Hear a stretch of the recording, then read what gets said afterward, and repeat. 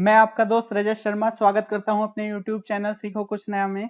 अगर आप मेरे चैनल पर नए हैं तो लाइक एंड सब्सक्राइब करना ना भूलें और शेयर भी करते रहें और बेल आइकन को दबाना ना भूलें, जिससे मेरी आने वाली वीडियो आपको सबसे पहले मिल सके।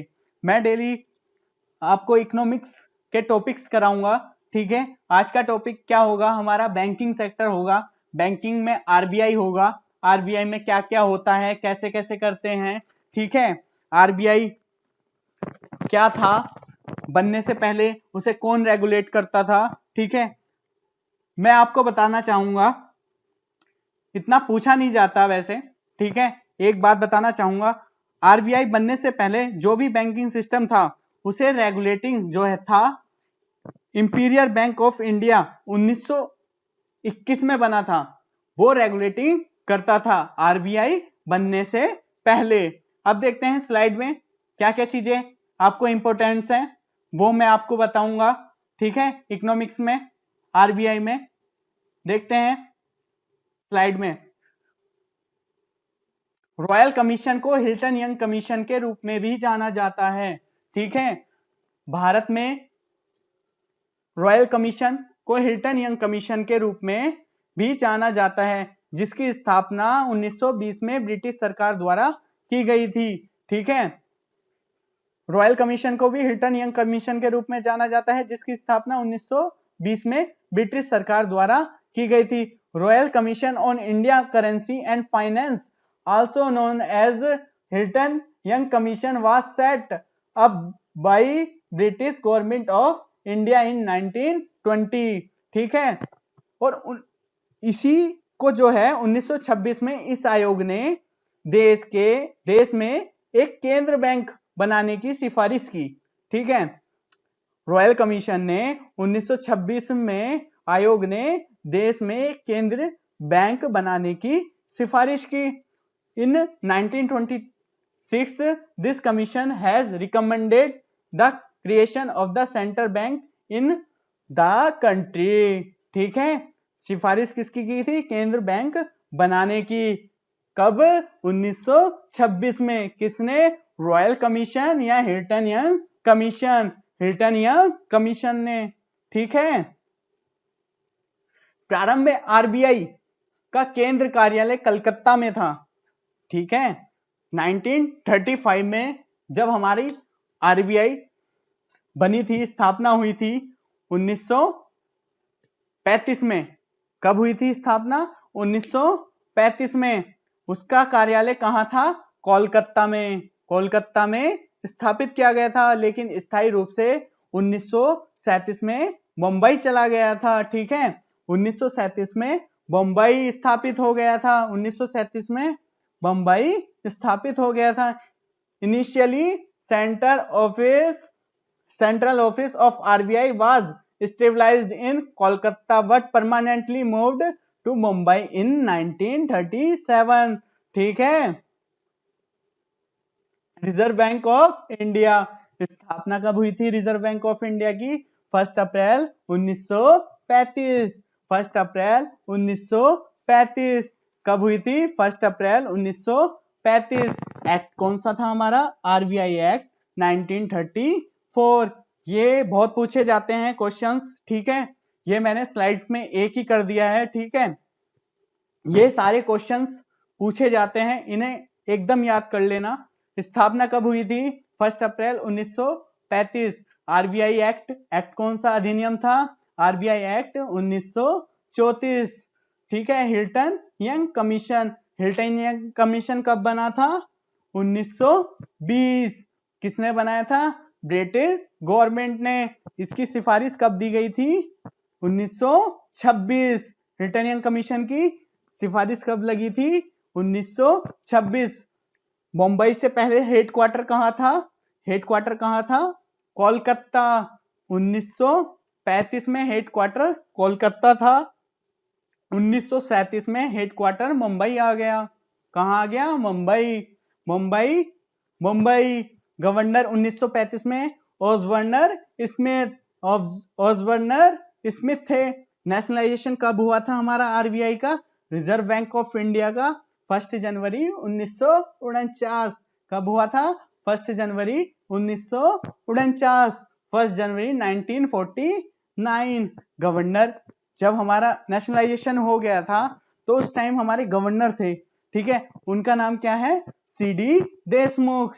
क्या है उनका नाम? सीडी देशमुख। करंट गवर्नर कौन है हमारे? करंट गवर्नर कौन है? 1949 में कौन से गवर्नर थे? सीडी देशमुख। और करंट गवर्नर हमारे कौन है? शक्तिकांत दास। शक्तिकांत दास। और ये गवर्नर 1949 में कौन थे? सीडी देशमुख। ये बहुत याद करने का है। गवर्नर जब नेशनलाइजेशन जब हुआ था, हमारे गवर्नर कौन थे? गवर्नर थे सीडी देशमुख। नेक्स्ट स्लाइड देखते हैं, कौन कौन से गवर्नर ने कितना टाइम लिया, ठीक है। ऑसबर्न स्मिथ ने 1 अप्रैल 1935 से 30 जून 1937 तक कार्यरत रहे थे। ये कौन से गवर्नर थे? फर्स्ट गवर्नर, ठीक है। ये जितने भी गवर्नर हैं ये सारे ही एग्जाम में पूछे जाते हैं, इससे बाहर कोई नहीं पूछा जाता, ठीक है। करंट गवर्नर और पूछे जाते हैं, करंट गवर्नर मैं आपको बता ही दिया, ठीक है। करंट गवर्नर पूछे जाते हैं, ठीक है। ऑसबर्न स्मिथ 1 अप्रैल 1935 से 30 June 1937। 30 June 1937। James Brent Taylor. James Brent Taylor, ये कौन से गवर्नर थे? सेकंड। 1 जुलाई 1937 से 17 फरवरी 1943। 17 फरवरी 1943। और सीडी देशमुख कौन से थे हमारे? तीसरे। थर्ड कौन से थे हमारे governor? CD Deshmukh. CD Deshmukh. CD Deshmukh. CD Deshmukh कौन से थे? थर्ड। 11 अगस्त 1947 से 30 जून 1949, थर्ड गवर्नर। और फोर्थ गवर्नर कौन से थे हमारे? फोर्थ गवर्नर कौन से थे? बेनुगल रामा रॉय। बेनुगल रामा रॉय। 1 जुलाई 1949 से 14 जनवरी 1957। इन्होंने सबसे ज्यादा काम करा था। आरबीआई में सबसे ज्यादा काम करने वाले कार्यरत कौन से थे? वेनुगल रामा राय। इन्होंने कितना काम करा था? 7 ईयर 197 दिन पद पर कार्यरत रहे थे। 7 ईयर 197 दिन पद पर कार्यरत रहे थे। इसके बाद 16वें जो थे हमारे अमिताभ घोष। अमिताभ घोष 15 जनवरी 1985 से इन्होंने 4 फरवरी 1985 तक कार्यरत रहे थे। ये कौन से थे हमारे? 16वें। इन्होंने मात्र 20 दिन सबसे कम कार्यरत रहने वाले कौन थे? अमिताभ घोष। इन्होंने मात्र 20 दिन कार्य किया था। कार्यरत आरबीआई के गवर्नर रहे थे। रघुराम राजन ये 23वें थे। ये 4 सितंबर 2013 से 4 सितंबर 2016 तक रहे। उर्जित पटेल ये थे 24वें। कौन से थे? 4 सितंबर 2016 से 11 दिसंबर 2018। 11 दिसंबर 2018। 11 दिसंबर 2018। और 25वें कौन से थे? शक्तिकांत दास। ये कब हुआ था? 12 दिसंबर 2018 से अभी तक कार्यरत हैं। अब नेक्स्ट स्लाइड देखते हैं, क्या है? Centre board of directors. Centre board of director. ये सेंटर बोर्ड ऑफ डायरेक्टर कौन से हैं? Governor, deputy governor, local boards and finance minister, government of India, ठीक है। गवर्नर के कितने हैं? 1, ठीक है। डिप्टी गवर्नर के 4, लोकल बोर्ड के 4, फाइनेंस मिनिस्टर के 2, गवर्नमेंट ऑफ इंडिया के 10 बंदे रहते हैं, ठीक है। गवर्नर कितना रहता है? 1। डिप्टी गवर्नर 4 होते हैं। लोकल बोर्ड, रॉयल कमीशन को हिल्टन यंग कमीशन के रूप में भी जाना जाता है, जिसकी स्थापना 1920 में ब्रिटिश सरकार द्वारा की गई थी। 1926 में इस आयोग ने देश में एक केंद्र बैंक बनाने की सिफारिश की थी, ठीक है। प्रारंभ में आरबीआई का केंद्र कार्यालय कोलकाता में स्थापित किया गया था, लेकिन स्थायी रूप से 1937 में बंबई में चला गया था, ठीक है। स्थापना 1 अप्रैल 1935 और आरबीआई एक्ट 1934 में हुआ था। हिल्टन यंग कमीशन, ठीक है, मैंने आपको बता ही दिया था, पुरानी स्लाइड में उसको डिस्क्राइब भी कर दिया था। हेडक्वार्टर कहाँ था? मुंबई, और इससे पहले कोलकाता, ठीक है। गवर्नर 1935 में ऑसबर्नर स्मिथ। नेशनलाइजेशन कब हुआ था? 1 जनवरी 1949। जनवरी गवर्नर में कब थे? नेशनलाइजेशन में गवर्नर थे सीडी देशमुख। करंट गवर्नर कौन है? शक्तिकांत दास, ठीक है। और ऑब्जर्वर स्मिथ कौन से हैं? Governor, first governor. James Taylor कौन से हैं? दूसरे governor. CD Deshmukh third governor, ठीक है। अमिताभ घोष 16वें गवर्नर। रघुराम राजन 23वें गवर्नर। और उर्जित पटेल 24वें गवर्नर। और 25वें गवर्नर करंट में कौन है? शक्तिकांत दास, ठीक है। सेंट्रल बोर्ड ऑफ डायरेक्टर में गवर्नर 1 रहता है, डिप्टी गवर्नर 4 रहते हैं, लोकल बोर्ड 4 रहते हैं, और फाइनेंस मिनिस्टर 2 रहते हैं। गवर्नमेंट ऑफ इंडिया के 10 बंदे रहते हैं, ठीक है। इस यहां तक कोई दिक्कत तो नहीं आई होगी। आप मेरी पुरानी वाली वीडियो देख लें, ठीक है। ये पार्ट 2 है। अब मैं स्टार्ट करता हूं आज से। Notes printing of press of in India, मतलब कि हमारी जो भी प्रिंटिंग प्रेस है इंडिया में वो कहाँ कहाँ है, ठीक है। Note printing press in India, India में कहाँ कहाँ है? मैसूर में, सलबोनी में, देवास में और नासिक में। मैसूर में और सलबोनी में, देवास में और नासिक में। कहाँ कहाँ है? मैसूर, सलबोनी, देवास और नासिक। नासिक नासिक नासिक। इसकी एक ट्रिक है, ठीक है, याद हो जाएगी। MS महेंद्र सिंह धोनी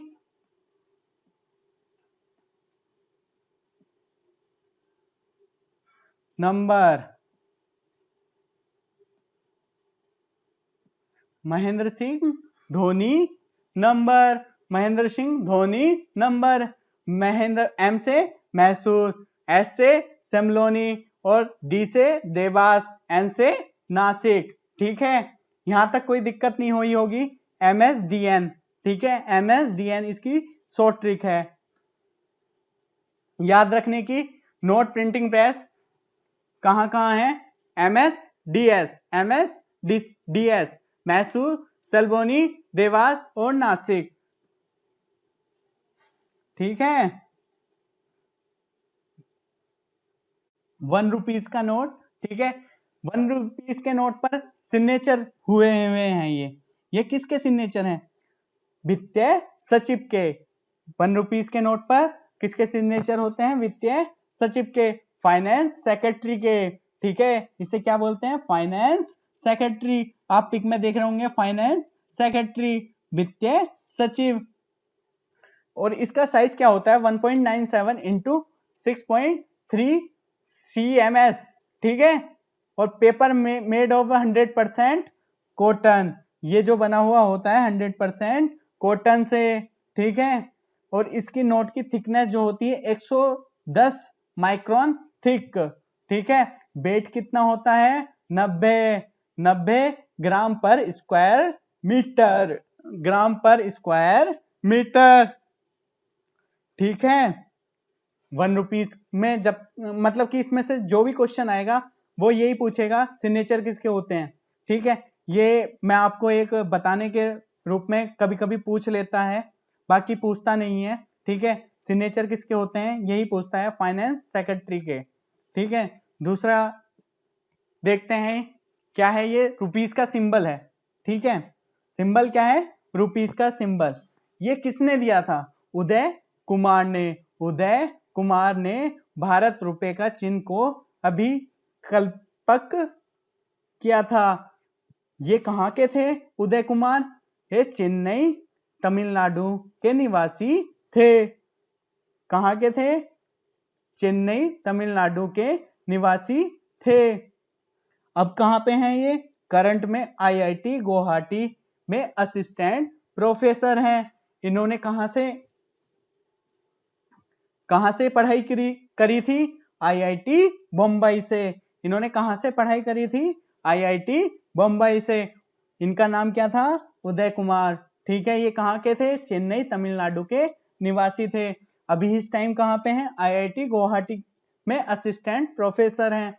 IIT बम्बई से इन्होंने पढ़ाई की थी। अब नेक्स्ट वीडियो में देखते हैं क्या है।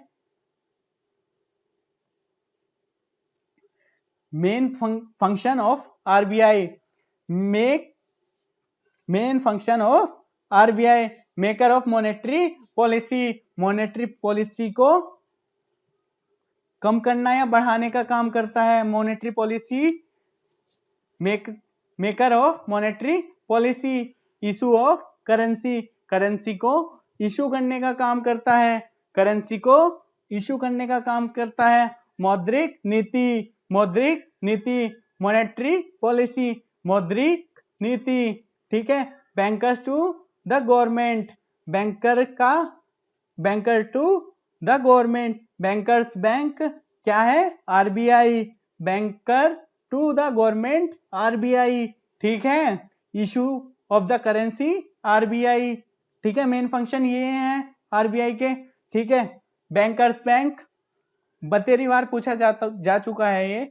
Bankers bank RBI, banker to the government कौन सा है? RBI, ठीक है। Thank you. आज हम इकोनॉमिक्स पढ़ेंगे। इकोनॉमिक्स में repo rate, reverse repo rate और CRR और SLR। रेपो रेट क्या होता है? रेपो रेट वह दर है जिस पर RBI कॉमर्शियल बैंकों को पैसा उधार देता है। कौन देता है? RBI। किसको देता है? कॉमर्शियल बैंकों को। क्या देता है? पैसा उधार। Repo rate is the rate at which RBI lends money to commercial bank. हमेशा रिवर्स रेपो रेट से अधिक होता है repo rate. It is always higher than the reverse repo rate. इसका उपयोग मुद्रास्फीति, इन्फ्लेशन और धन की कमी, डिफिशिएंसी ऑफ फंड को नियंत्रित करने के लिए किया जाता है। इसमें सिक्योरिटीज की बिक्री शामिल है जिसे भविष्य में रिपर्चेज किया जाएगा, ठीक है। इसमें सिक्योरिटीज की बिक्री शामिल है जिसे भविष्य में रिपर्चेज किया जाएगा। ये रेपो रेट है, एक पिक्चर है, ठीक है। इसको समझते हैं कैसे है। ये रेपो रेट है। रेपो रेट क्या होता है? रेपो रेट RBI बैंकों को क्या देता है? पैसा उधार देता है। करंट में 22 मई 2020 का डाटा है ये। करंट में हमारा रेपो रेट 4% चल रहा है। करंट में हमारा रेपो रेट कितना चल रहा है? 4%। RBI बैंकों को क्या देता है? पैसा, पैसा देता है RBI बैंकों को उधार देता है पैसा। तो कितने परसेंटेज चल रहा है करंट में? 4%। क्या चल रहा है? RBI रेपो रेट, इसे ही बोलते हैं रेपो रेट। रेपो रेट क्या बोलते हैं? अगर रेपो रेट किसी का बढ़ेगा तो लिक्विडिटी, हमारी लिक्विडिटी ऑफ मनी कम होगी। रेपो रेट हमारा बढ़ा, रेपो रेट जैसे 4 से 5 हो गया तो हमारी लिक्विडिटी ऑफ मनी कम होगी, मनी फ्लो कम होगा। मनी फ्लो क्या होता है? मनी फ्लो ये होता है जैसे आपकी इनकम 10,000 रुपए है, ठीक है। आप बैंक के पास गए कि हमें 10,000 का लोन चाहिए। उन्होंने कहा हम लोन दे देंगे, उस पर कुछ इंटरेस्ट लेंगे, उस पर कुछ इंटरेस्ट लेंगे। बैंक क्या कह रहा है? हम 10% का इंटरेस्ट लेंगे। आपका क्या हुआ? आपकी 10,000 की सैलरी है, ठीक है, और 10,000 का आपको लोन लेना है, तो आपको क्या देना पड़ेगा? इंटरेस्ट। इंटरेस्ट कितना देना पड़ेगा? 1,000 रुपए का। 1,000 रुपए का इंटरेस्ट वो क्या काम करेगा? आपका मनी फ्लो को कम करेगा, मनी फ्लो को कम करेगा, उसे ही बोलते हैं रेपो रेट। क्या होता है? RBI बैंक से क्या लेता है? उधार। RBI बैंक को क्या देता है? उधार, उसे कहते हैं repo rate. Reverse repo rate ये होता है बैंक RBI को उधार देता है। RBI increase of repo rate, repo rate increase होगी तो क्या होगा? लिक्विडिटी, हमारी लिक्विडिटी क्या होगी? कम होगी। लिक्विडिटी ऑफ मनी क्या होगा? लो होगा। अगर रेपो रेट हमारी इंक्रीज होगी तो लिक्विडिटी क्या होगी? कम होगी। लिक्विडिटी हमारी कम होगी। क्या होगी? लिक्विडिटी हमारी कम होगी। इसे बोलते हैं, क्या होगी? हमारी लिक्विडिटी कम होगी, लिक्विडिटी हमारी कम हो जाएगी। Reverse repo rate, reverse repo rate वह दर है जिस पर RBI वाणिज्य बैंकों से धन उधार लेता है। क्या है? रिवर्स रेपो रेट वह दर है जिस पर RBI वाणिज्य बैंकों से उधार लेता है। कौन लेता है? RBI। किससे? वाणिज्य बैंकों से उधार लेता है। यह रेपो रेट से कम होता है, यह रेपो रेट से कम होता है। करंट में 3.35 इसकी परसेंटेज चल रही है, इसका उपयोग नकदी प्रवाह को मैनेज करने के लिए किया जाता है। It is use manage cash flow. इसमें एक खाते से दूसरे खाते में धन का ट्रांसफर शामिल है।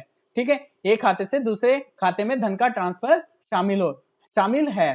तो इसमें क्या होता है आपका, इसमें क्या होता है, बैंक किसको पैसा देते हैं, आरबीआई को। आरबीआई करंट में कितना चल रहा है, रिवर्स रेपो रेट 3.35%। करंट में कितना चल रहा है, 3.35%। यह रेट रिवर्स रेपो रेट कहलाता है। यह वाला रेट रिवर्स रेपो रेट कहलाता है। बैंकों ने क्या दिया, आरबीआई को पैसा दिया, उस रेट को क्या कहते हैं, रिवर्स रेपो रेट। ठीक है, क्या बोलते हैं उस रेट को, रिवर्स रेपो रेट। अब देखते हैं सीआरआर के बारे में। सीआरआर की फुल फॉर्म क्या होती है, कैश रिजर्व रेशियो। क्या होती है सीआरआर की full form, cash reserve ratio. CRR की फुल फॉर्म क्या होती है, कैश रिजर्व रेशियो। सीआरआर को कुछ निश्चित राशि है जो बैंकों को आरबीआई के पास रखनी होती है। सीआरआर कुछ निश्चित राशि है जो बैंकों को आरबीआई के पास रखनी होती है। सीआरआर केवल मौद्रिक रूप में बनाए रखा जाता है, मौद्रिक रूप में बनाए रखा जाता है। CRR maintain only monetary form. ठीक है, मुद्रास्फीति को नियंत्रित करने के लिए सीआरआर का उपयोग किया जाता है। CRR use control the inflation को कंट्रोल करता है सीआरआर। सीआरआर रेगुलेटेड लिक्विडिटी को रेगुलेट भी करता है। सीआरआर पर बैंकों का कोई भी ब्याज नहीं कमाया जाता है। ये बहुत मोस्ट इंपोर्टेंट क्वेश्चन है। सीआरआर पर बैंकों द्वारा कोई भी ब्याज नहीं कमाया जाता है। बैंकों द्वारा किस पर ब्याज नहीं कमाया जाता है, सीआरआर पर। सीआरआर पर बैंकों द्वारा कोई भी ब्याज नहीं कमाया जाता है। ये करंट में हमारा सीआरआर कितना चल रहा है, करंट में हमारा सीआरआर 3% और एसएलआर हमारा 18.5% चल रहा है। कितना चल रहा है, 18.5%। सीआरआर 3% और एसएलआर हमारा 18.5%। मैंने आपको समझाने के लिए ये लिया है 6% और एसएलआर 20%। क्या लिया है, 6% सीआरआर और एसएलआर 20%। ये बंदा है, ये 10,000 रुपए डिपॉजिट करता है बैंक में। 6% के हिसाब से कितने हो गया 10,000 का, 60 रुपए, और एसएलआर कितना हो गया 20% का, 200 रुपए। ठीक है, बैंक क्या करेगा, 740 रुपए बचे बैंक के पास, ये कहां चले जाएंगे, आरबीआई। ठीक है, आरबीआई यहाँ एसएलआर में। एसएलआर में आपको समझाऊंगा, उसमें समझ में आ जाएगा। इसमें बस सीआरआर समझे आप।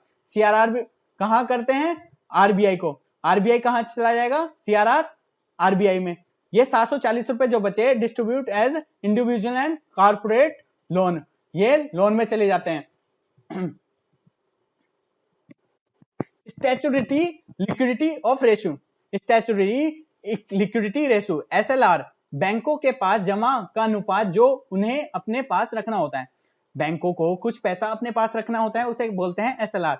एसएलआर स्वर्ण के रूप में, गोल्ड के रूप में, नगद और आरबीआई द्वारा अनुदर सिक्योरिटी अप्रूव्ड के रूप में बनाए रखा जा सकता है। एसएलआर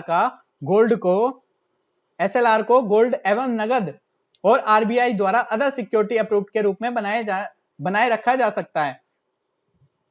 जमाकर्ताओं के अचानक मांग को पूरा करने के लिए एसएलआर का उपयोग किया जाता है। जमाकर्ताओं की अचानक मांग को पूरा करने के लिए एसएलआर का उपयोग किया जाता है। एसएलआर क्रेडिट सुविधा को नियंत्रित करता है। बैंक एसएलआर पर ब्याज कमा सकते हैं। बैंक क्या करते हैं, एसएलआर पर ब्याज कमाते भी हैं और कमा सकते हैं। ठीक है, एसएलआर क्या होता है, करंट में हमारा एसएलआर कितना चल रहा है, 18.5। ये 22 मई 2020 का डाटा है। 18.5 करंट में हमारा कितना चल रहा है, 18.5। एसएलआर कितना है, हम समझाने के लिए एसएलआर रेट 20% ले रहे हैं। ठीक है, करंट में हमारा कितना चल रहा है, 18.5। और जो तुम्हारा सीआरआर जो चल रहा है, सीआरआर चल रहा है हमारा 3%। सीआरआर कितना चल रहा है करंट में, 3%। और आपका रेपो रेट चल रहा है 4% और रिवर्स रेपो रेट चल रहा है आपका 3.35%। रेपो रेट अधिक होता है, रिवर्स रेपो रेट कम होता है। ठीक है, अब एसएलआर देखते हैं। एसएलआर, ये एक आदमी है, इन्होंने क्या काम करा, इन्होंने डिपॉजिट करा 1,000 रुपए बैंक में। ठीक है, SLR 200 रुपए, 20% के हिसाब से 200 रुपए होता है, ठीक है। 200 रुपए ये इन्होंने अपने पास निकाल के रख लिया, ठीक है। इसे बोलते हैं SLR, SLR, SLR, ठीक है। तो ये इसके बैंक के पास कितना बचा, 800 रुपए balance. Thank you, subscribe to my channel and never miss a new video.